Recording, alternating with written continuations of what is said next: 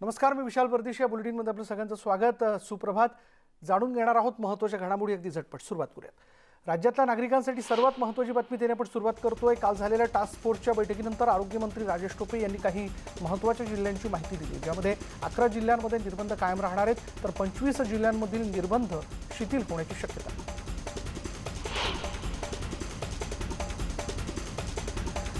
मुंबई ठाण्यासह 25 जिल्ह्यांमधील कोरोना निर्बंध काही प्रमाणात शिथिल करण्याचा निर्णय राज्य सरकारने घेतलाय. या जिल्ह्यांमध्ये दुकानं रात्री 8 पर्यंत खुली ठेवण्यास मुभा दिली जाणार असून उपाहारगृह आणि मॉल 50% क्षमतेनं सुरू करण्यास परवानगी देण्यात येणार आहे. येत्या 2 दिवसात या संदर्भात घोषणा केली जाईल. येत्या 2 दिवसात लोकलबद्दल निर्णय होणार असून रेल्वे प्रवास प्रशासनाची चर्चा करून लोकल सुरू करण्याचा निर्णय होईल, अशी माहिती आरोग्यमंत्री राजेश टोपे यांनी दिली आहे. तर वीकेंड लॉकडाऊनमधून आता शनिवार वगळण्यात आला. आता शनिवारी दुकानं उघडी राहणार आहेत, मात्र रविवारचे निर्बंध जैसे थे ठेवण्यात आलेत. तर 25 जिल्ह्यांचे निर्बंध शिथिल करण्यात येणार असल्याचंही राजेश टोपे यांनी यावेळी सांगितलं. पुणेकरांचं स्वप्न आता पूर्ण होणार आहे. पुण्यात आज मेट्रोची पहिली चाचणी पार पडली आणि पुण्यातील वनाज ते रामवाडी या मेट्रो कॉरिडॉरमधल्या वनाज ते आयडियल कॉलनी या 100 मीटर मार्गावर चाचणी झाली. अजित पवारांनी हिरवा झेंडा दाखवला आणि या कार्यक्रमाला महापौर मुरलीधर मोहोळ, शिवसेना नेत्या नीलम गोऱ्हे उपस्थित होते. उपमुख्यमंत्री अजित पवार यांच्या हस्ते मेट्रो बोगीचं उद्घाटन करण्यात आलं. देवेंद्र फडणवीस मुख्यमंत्री असताना सुरुवात झाली, तर मुख्यमंत्री उद्धव ठाकरे अजित पवार यांच्याकडे सूत्र गेल्यावर चाचणी झाली, असं महापौर मोहोळ यांनी यावेळी म्हटलंय. विकासाच्या कामात राजकारण आणलं नाही, याचं पुणे मेट्रो हे उदाहरण असल्याचंही ते म्हणालेत. वनाज ते गरवारे कॉलेज टप्पा ऑक्टोबर ते नोव्हेंबरमध्ये सुरू होईल, असं पुणे मेट्रोच्या ब्रिजेश दीक्षितांनी सांगितलं असल्याचंही महापौर यांनी स्पष्ट केलं. अजित पवारांनी हिरवा झेंडा दाखवलाय. लवकरच मेट्रोच्या आत बसून मोठा कार्यक्रम घेऊ, असं आश्वासन पालकमंत्री अजित पवारांनी दिलंय. आतापर्यंत या टप्प्यात 7 किलोमीटरचं काम पूर्ण झालंय. मेट्रोचं काम सुरू असताना पुणेकरांनी संयम, पेशन्स दाखवला, म्हणून पुणेकरांचं अजित पवारांनी कौतुक केलं. मेडिकल शिक्षण क्षेत्रातील विद्यार्थ्यांसाठी मोदी सरकारकडून ऐतिहासिक निर्णय घेण्यात आलाय. आरोग्य मंत्रालयाने पदवीधर आणि पदव्युत्तर मेडिकल डेंटलच्या विद्यार्थ्यांसाठी 27% आरक्षण, ओबीसींसाठी आणि त्याचबरोबर इतर प्रवर्गांसाठी 10% आरक्षण, आर्थिक मागास घटकांसाठी जाहीर केला आणि हा निर्णय 2021 ते 2022 या शैक्षणिक वर्षासाठी लागू असणार आहे. मुख्यमंत्री उद्धव ठाकरे आज कोल्हापूर दौऱ्यावरती जाणार आहेत. मुख्यमंत्री कोल्हापुरातील शिरोळ तालुक्याला भेट देतील.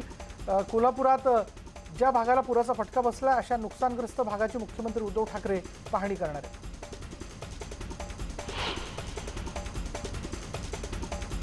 हवामान विभागाने पुढील 5 दिवसांसाठीचा अंदाज वर्तवला. यामध्ये ठाणे, मुंबई, रायगड, रत्नागिरी, पुणे, कोल्हापूर आणि सातारा या जिल्ह्यांना अतिवृष्टीचा इशारा देण्यात आला आहे. ठाणे, मुंबईत शुक्रवारी काही भागात अतिवृष्टीची शक्यता वर्तवण्यात आली आहे, तर रायगड आणि रत्नागिरीमध्ये पुढचे 4 दिवस अतिवृष्टी होणार असल्याचा इशारा हवामान विभागानं दिला आहे. पुणे आणि सातारा जिल्ह्यात पुढचे 3 दिवस अतिवृष्टी होण्याची शक्यता वर्तवण्यात आली आहे. विरोधी पक्षनेते देवेंद्र फडणवीस आणि प्रवीण दरेकर सध्या कोल्हापूरच्या दौऱ्यावरती आहेत. त्यांनी या दौऱ्यादरम्यान शिरोळमधील पूर परिस्थितीची पाहणी केली.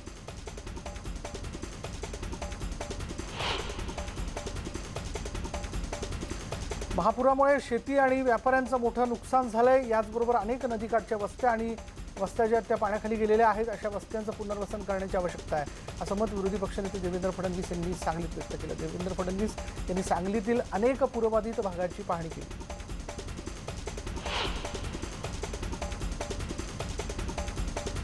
विरोधी पक्षनेते देवेंद्र फडणवीस यांनी ग्रामीण भागातील पूर परिस्थितीचा दौरा करून सांगलीतील पूर परिस्थितीचा आढावा घेतला. यावेळी पूरग्रस्तांशी त्यांनी बातचीत केली. तसंच मार्केटमध्ये व्यापारपेठेत येऊन व्यापाऱ्यांचा झालेल्या नुकसानीची पाहणी करून त्यांच्या व्यथा त्यांनी जाणून घेतल्या. तर व्यापाऱ्यांनी कोरोना आणि त्यात महापूर याबद्दल आलेलं संकट याचं कारण देवेंद्र फडणवीस यांच्यासमोर मांडलं. पर्यावरण मंत्री आदित्य ठाकरे यांनी खेडमधील पूरग्रस्त भागाची पाहणी केली. खेडमधील बाजारपेठेतील नुकसानीची आदित्य ठाकरेंनी पाहणी केली. तसंच बाजारपेठेतील व्यापाऱ्यांशी आदित्य ठाकरेंनी चर्चा केली. यावेळी उच्च तंत्र शिक्षण मंत्री उदय सामंत आणि आमदार योगेश कदम उपस्थित होते. कोल्हापूर जिल्ह्यातील महापुरानंतर राष्ट्रवादीचे आमदार रोहित पवार नुकसानग्रस्त भागाच्या पाहणी दौऱ्यावरती आहेत. त्यांनी सिद्धार्थनगर परिसरात महापुरामुळे पडझड झालेल्या घरांची पाहणी केली. स्थानिकांकडून झालेल्या नुकसानीची माहिती सुद्धा त्यांनी यावेळी घेतली. यावेळी नुकसानग्रस्त झालेल्या नागरिकांनी आमदार पवार यांच्यापुढे आपल्या व्यथा मांडल्या। पाणी ओसरलं की पूरग्रस्त भागातले पंचनामे केले जातील असं मुख्यमंत्री अजित पवारांनी सांगितले। तसंच पूरग्रस्त भागात प्रत्येकाला जाण्याचा अधिकार आहे, पण त्या व्यक्तीनं कलेक्टर पाहिजे असा आग्रह धरू नये असाही टोला त्यांनी विरोधकांना लगावला। यासाठी नोडल अधिकाऱ्यांची नेमणूक केल्याचं त्यांनी सांगितलं। तसंच टास्क फोर्सच्या बैठकीनंतर कुठे दिलासा दिला जाईल याचा निर्णय मुख्यमंत्री घेतील असं देखील त्यांनी स्पष्ट केलं। पिंपरी चिंचवड शहरासह मावळ तालुक्याची तहान भागवणारे पवना धरण हे 85% भरलं असून पवना धरणातील सांडव्यावरून पाण्याचा विसर्ग करण्यात आला आहे। पवना धरण क्षेत्रात पावसाचं प्रमाण वाढलेलं आहे आणि त्यामुळे धरणात येणारी आवक देखील वाढल्यामुळे पाणी पातळीमध्ये झपाट्याने वाढ होताना दिसते। नदी तीराकडील सर्व गावांमधील नागरिकांनी दक्ष राहून नदी तीरावरील त्यांची सर्व जनावरं, मोटारी, अवजारे आणि इतर सामुग्री त्वरित सुरक्षित ठिकाणी हलवण्याचे आदेश देण्यात आले। अहमदनगर जिल्ह्यातील वरदान असलेलं 11 TMCचं भंडारदरा धरण भरण्याच्या मार्गावरती आलंय। भंडारदरा धरण पाणलोट क्षेत्रात गेल्या 8 दिवसांपासून आषाढ सरी जोरदार कोसळत असल्यानं धरणातील पाणीसाठा 80% पुढे गेलाय। जून महिन्याच्या सुरुवातीला पाऊस सुरू होत असतो, मात्र यावेळी जुलै महिना संपत आल्यावर जोरदार पावसाला सुरुवात झाली। सांगलीतील कृष्णा नदीची पाणी पातळी जी आहे त्यात पुन्हा 40 ते 42 फुटांवरती पाणी पातळी जाण्याची शक्यता आहे। स्थलांतरित नागरिकांना आपापल्या घरी परतू नये असं आवाहन महापालिका आयुक्त नितीन कापंडिस यांनी केलं आहे। या आठवड्यात कोयना धरण क्षेत्र आणि परिसरात अतिवृष्टीचा अंदाज हवामान खात्यानं वर्तवला आहे आणि त्यामुळे या भागातून स्थलांतर केलेल्या नागरिकांनी प्रशासनाने सूचना दिल्याशिवाय घरी परतू नये। तसंच पाणी पातळीने बाधित होणाऱ्या व्यापाऱ्यांनी माल, अत्यावश्यक वस्तू दुकानात आणण्याची घाई करू नये असं आवाहन आयुक्तांनी केलं आहे। रत्नागिरीत झालेल्या अतिवृष्टीमुळे मुंबई गोवा महामार्गावर चिपळूण इथल्या वशिष्ठी नदीवरील पूल खचला आणि त्यामुळे या मार्गावर अवजड वाहतूक बंद करण्यात आली। याचा परिणाम गेल्या 8 ते 10 दिवसांपासून मुंबईकडून गोव्याच्या दिशेने जाणारे शेकडो ट्रक, टँकर, ट्रेलर महामार्गावरच उभे आहेत। खेडमध्ये महामार्गालगत असणाऱ्या ढाब्यांवर तसंच सुरक्षित ठिकाणी हे ट्रक उभे असून अनेक ट्रक चालक जे आहेत त्यांच्यावर उपासमारीची वेळ आली। खेडमध्ये दरड कोसळल्यानं गाडल्या गेलेल्या घराच्या जागेवर मालक दिसत नाही म्हणून गेले 2 दिवस हा कुत्रा अनेकदा हाकलून पुन्हा तिथेच येऊन उभा राहतोय।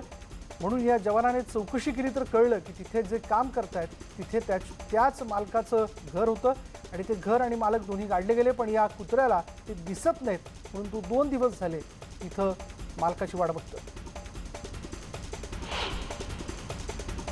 शिवशाहीर बाबासाहेब पुरंदरे यांनी 100व्या वर्षात पदार्पण केलं आणि यानिमित्त पुण्यात सेलिब्रेशन केलं जातंय। बाबासाहेब पुरंदरेंच्या वाढदिवसानिमित्त अभिष्टचिंतन कार्यक्रमाचं देखील आयोजन करण्यात आलंय। मनसे अध्यक्ष राज ठाकरे यावेळी स्वतः त्यांनी तिथं उपस्थिती लावली आहे, तरी बाबासाहेब पुरंदरे यांचं अभिष्टचिंतन करत त्यांचा सत्कार केला।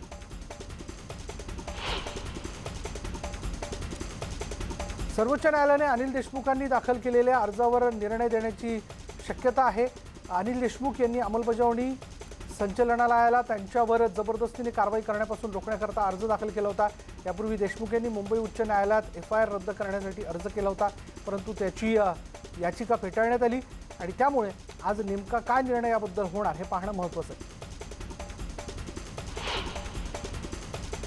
नागपूर जिल्हा परिषद FD घोटाळ्यात मोठा खुलासा पुढे आला आहे। नागपूर जिल्हा परिषदेच्या लघुसिंचन विभागाच्या 51 कामाच्या FD गायब झाल्याचं तपासात निष्पन्न झालंय। मागच्या 2 वर्षांमधील ही कामं जी आहेत ती कामं असल्याचं अधिकाऱ्यांनी सांगितलं आणि आणखी खोलात गेलं तर या घोटाळ्याची व्याप्ती आणखी वाढू शकते असं देखील या अधिकाऱ्यांचं म्हणणं आहे।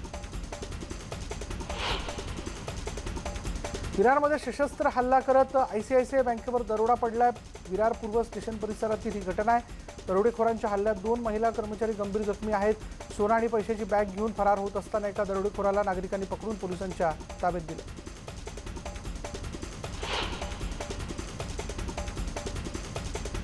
धुळे जिल्ह्यातील साक्री तालुक्यातील मोटरसायकल जी आहे ती चोरून त्याची बनावट नंबर प्लेटद्वारे विक्री करणाऱ्या टोळीचा पिंपळनेर पोलिसांनी पर्दाफाश केला। पोलिसांनी कारवाई करत चोरीच्या 7 मोटरसायकली ज्या आहेत त्या जप्त केलेल्या आहेत। महागड्या मोटरसायकली चोरून त्याची बनावट नंबर प्लेट जी ती तयार केली जायची आणि त्याच्यावरती ती लावून त्याची विक्री केली जायची अशी माहिती पोलिसांना मिळाली आणि त्यानंतर पोलिसांनी कारवाई केली। दरम्यान पिंपळनेर पोलिसांनी चोरट्यांचा छडा लावत बुलेटसह 7 मोटरसायकल ज्या त्या हस्तगत केल्या असून 3 लाखांचा मुद्देमाल जप्त केला आणि या प्रकरणी 2 मोटरसायकल चोरांना अटक करण्यात आली।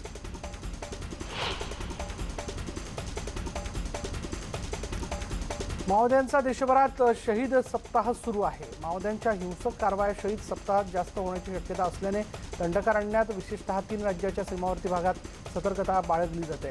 महाराष्ट्र तेलंगणा पोलीस परस्परांच्या संपर्कात असून बस आणि प्रत्येक वाहनाची कसून तपासणी केली जाते। तेलंगणाच्या वरिष्ठ पोलीस अधिकाऱ्यांनी गुरुवारी महाराष्ट्र तेलंगणा सीमेवरील परिस्थितीची पाहणी केली।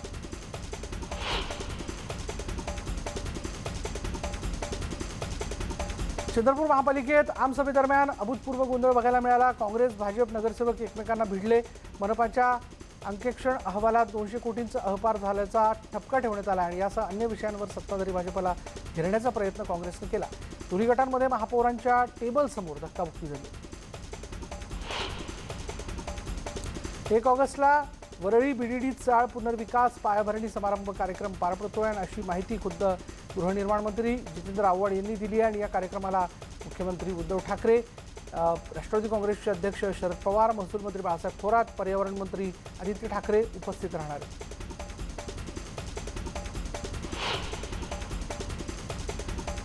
डोंबिवली पूर्वेत नागरिकांनी ठिय्या आंदोलन केलं। पावसाळ्यात दरवर्षी पाणी साचून विविध समस्यांना तोंड द्यावं लागत असल्याने नांदिवली भागातील रहिवाशांनी केडीएमसी प्रशासनाविरोधात हे आंदोलन केलं। या आंदोलनात महिला आणि ज्येष्ठ नागरिक मोठ्या संख्येने सहभागी झाले होते। या आंदोलनाला डोंबिवली शहर मनसेने देखील पाठिंबा दिला। बीडच्या शिरसाळ्यामध्ये पीक कर्जावरून शेतकरी कामगार पक्षाचे कार्यकर्ते आक्रमक झाल्याचं बघायला मिळालं। पीक कर्जाची मागणी घेऊन बँकेच्या दारातच धरणे आंदोलन सुरू करण्यात आलं। निगरगट्ट प्रशासन शेतकऱ्यांना सहकार्य करत नसेल तर अधिकाऱ्यांच्या तोंडाला काळे फासू असा इशारा शेतकरी नेते भाई गोले यांनी दिला।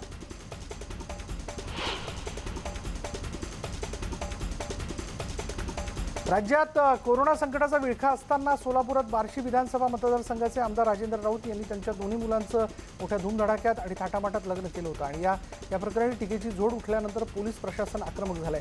पोलिसांनी या प्रकरणी आमदारांची दोन्ही मुलं रणजित राऊत आणि रणवीर राऊत या दोघांवर गुन्हा दाखल केला।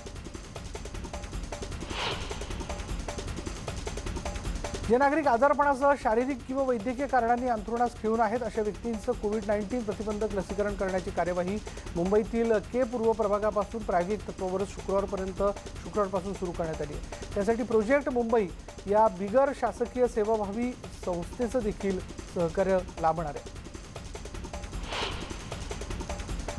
बीडमध्ये कोरोनाचा धोका आणखी वाढला। बीडमध्ये कोरोनाची रुग्णसंख्या 200च्या वर गेली आणि त्यामुळे रुग्णसंख्या कमी करण्याचे प्रशासनासमोर आव्हान आहे। विवाह सोहळा आंदोलनामुळे रुग्णसंख्येत वाढ झाल्याचं बोललं जात आहे।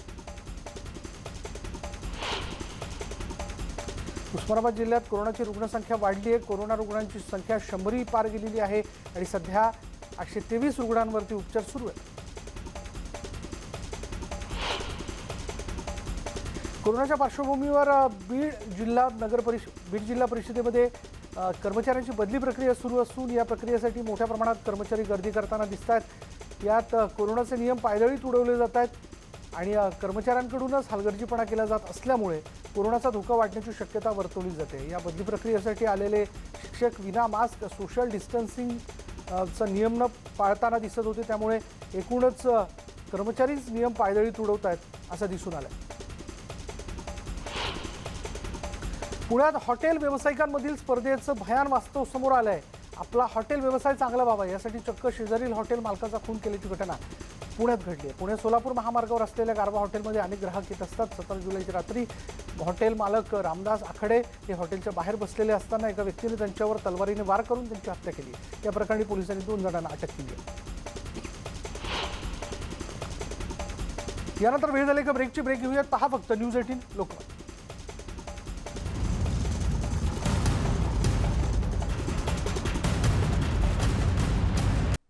ब्रेकनंतर पुन्हा एकदा आपलं सगळ्यांचं स्वागत। ब्रेकनंतर जाणून घेऊयात इतरही घडामोडी अगदी झटपट। सुरुवात करूयात कोरोना संकटावर। आज लोकसभेत चर्चा होणार आहे। लोकसभा कामकाज समितीच्या सुधारित अजेंड्यानुसार NK प्रेमचंद्रन आणि विनायक राऊत शुक्रवारी देशातील कोरोनाच्या परिस्थितीचा मुद्दा उपस्थित करतील। पावसाळी अधिवेशनाच्या सुरुवातीला राज्यसभेत याविषयी आधीच चर्चा झाली आहे।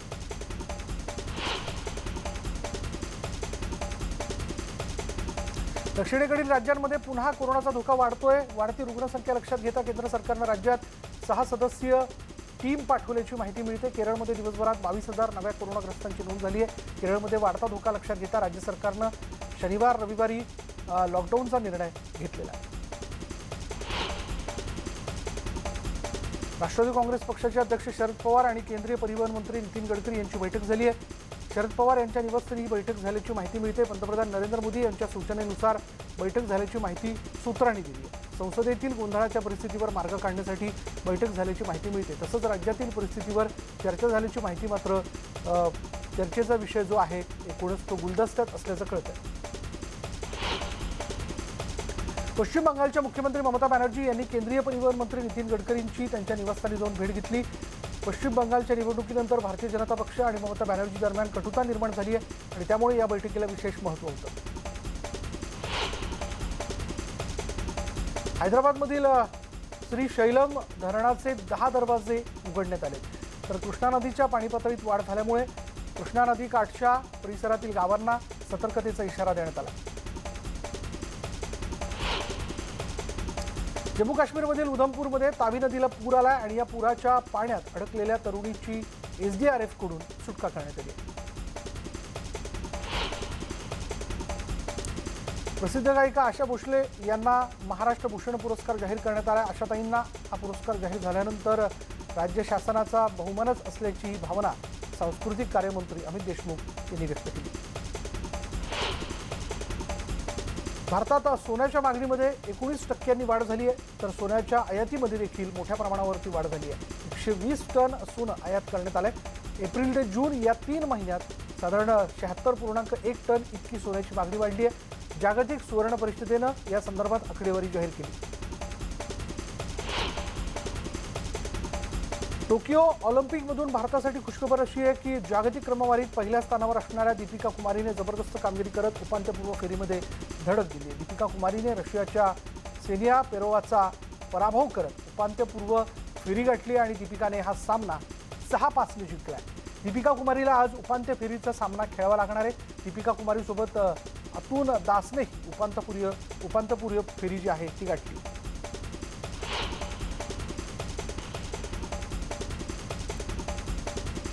भारताची स्टार बॉक्सर मेरी कोमला 51 किलो वजनी गटात हार पत्करावी लागली आणि या पराभवामुळे मेरी कोम टोकियो ऑलिम्पिकमधून बाहेर पडली. या पराभवामुळे तमाम भारतीयांना मोठा धक्का बसलाय. मेरी कोमकडून सर्वांना पदकाची अपेक्षा होती.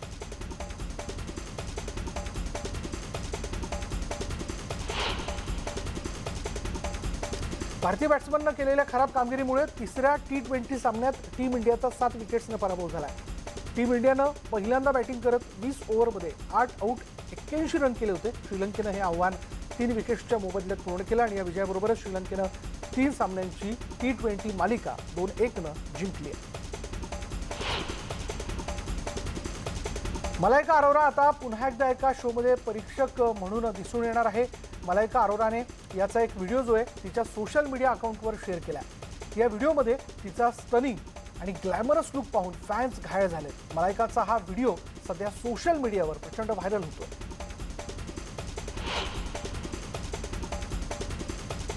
आणि यानंतर या बुलेटिनमध्ये इथेच थांबणार आहोत. पहा फक्त न्यूज 18 लोकमत.